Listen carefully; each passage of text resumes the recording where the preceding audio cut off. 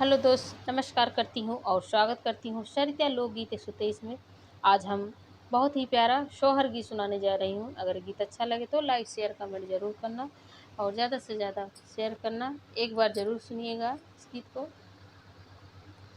अरे अरे काली जमुनिया हो तूफारी के झपासी जतुअर फारी के लटकी जातु हो मोरे जामुन तो हो के तुराना पिया उते हो नयन भर देखित हो नयन भर देखित हो।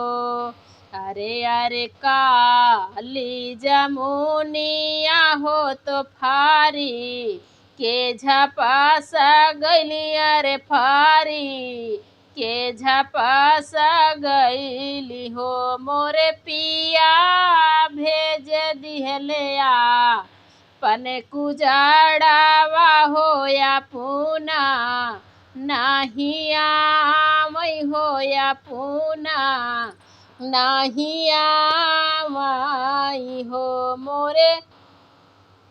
अरे अरे सासु जेठानिया हो तू आपा ने में लड़ी जा तू अरे आपा ने में लड़ी जाती हो मोरी सासू तो हो के मनावे पिया उते हो नयाना भारा देखित हो नयाना भारा देखित हो मोरी सासू जेठन।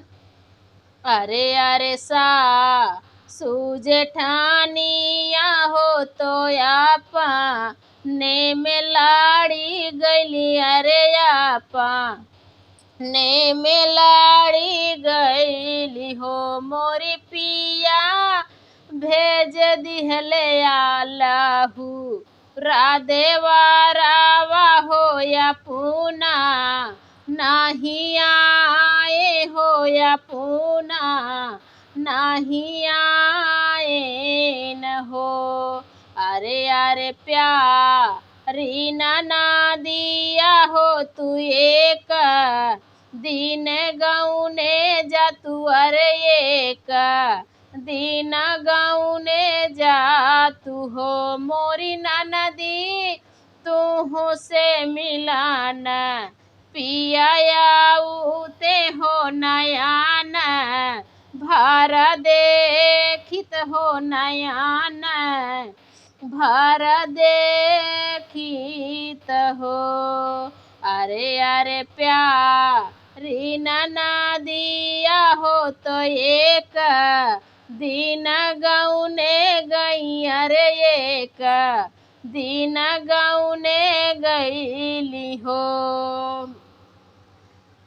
मोरे पिया भेज दिहले आ डोली या कहाँ रावा हो या पूना नहीं आए हो या पूना नहीं आए न हो।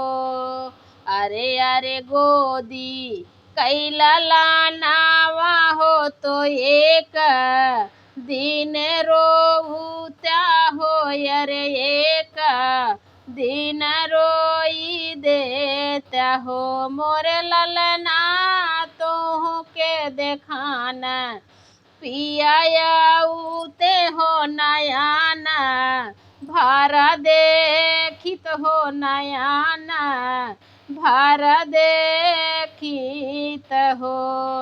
अरे अरे गोदी कैला लानावा हो तो एक दिन रोई गईले अरे एक दिन रोई गईले हो मोरे पिया सुनी गईले ललना कई रुदानावा हो होरील मोरे पिया सुनी गईले ललना कैरू दानावा हो तो हाली बेगे आई गईले अरे हाली बेगे आई गईले हो।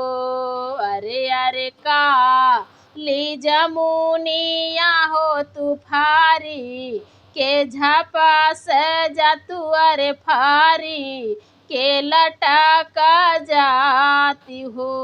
मोरे जामुन तो हो के तुराना पियाया उते हो नयाना भारा देखित हो नयाना भारा देखित हो। ये सोहर गीत कैसे लगा कमेंट बॉक्स में ज़रूर बताएं। फिर मिलती हूँ नेक्स्ट वीडियो, तब तक के लिए बाय बाय।